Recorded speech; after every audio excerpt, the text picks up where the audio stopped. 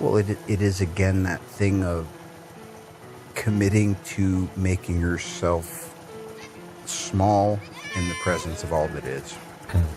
And every time I've fallen out of step, every time I get put in check, every time I got to get a liver shot from the universe is when I'm out there on the bleeding edge, almost always unconsciously. I was not consciously deciding to deviate from a healthy interaction with my surroundings. Something had triggered me, something got my goat. It was a resentment, it was a fear. I was either going to not get something I wanted or lose something I had or get out of balance. I even had one just a couple days ago. Do you ever step into a situation and you go, oh, this is at a place where the best thing I can do is not engage but bow out. No harm, no foul. So I always self-judge when that happens because I wonder. I go, was that my instinct or was that my ego? And then you have to fall back and really, you have to kind of do a post-mortem on it. What just happened then? So I backed out, I got in the car. I came up to a stop sign. This is in Santa Barbara. How was the conversation in the car? You know what? I had totally said, dude, get off your own back. You're a grown-ass man. This wasn't one of those things where I had put anyone out or that they were going to have to change much. As I was driving away, I was thinking, this is going to go very well.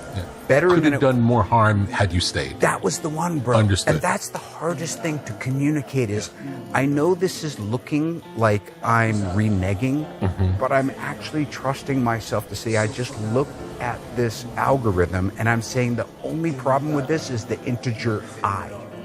So I'm going to step away. As I'm driving, I'm going, Downey, you got to get off your own back. Trust your gut. Trust your gut. I come up to this little stop sign, and there's this huge white work truck. Looks like one of those apple pickers on top. I've gone about 16 inches over where the stop line is. But this thing is coming much closer to the side of the road, coming up on me from the left. And I go, courteous, courteous. I put it in reverse, I back up and smack right into another work truck that was too close to me. Wow. And now I go, you know when we think we're impervious to the unavoidable? I always call it taking one for the team, right? You break your ankle, something happens, your house burns down. Name the 1,000 things. And I always go, well, not why me? Why not me? Isn't it my turn? And I try to, if I ever use magical thinking, it's in those moments. I go, this is good. I get out of the car and I walk right up to these two guys who look, I go, totally my fault. Front of your truck is fine. Back of my new car is fucked. I love it. Sorry for your trouble. And I get in the car and I drive away. As I get in the car to drive away, of course, the driver of the truck in back of me, as I got away, he goes, yeah, could have been a kid between us. And I was like, now we're on to a whole other page. Like, the weird thing is sometimes you extend an olive branch and someone pulls it in and puts a little poo-poo on it and hands it back to you.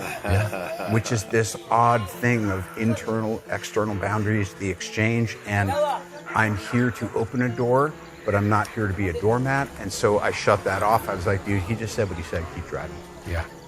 And then I got back to where I was going. I think it's also, you could look at it as that was verification that you're not supposed to be there anymore. The fact that that was the reaction told you the best thing you could have done was leave. Okay, so let me build on this because you must be right. Even making a micro movement back towards that decision is going to get you in a wreck. Second guessing one's intuition is very dangerous.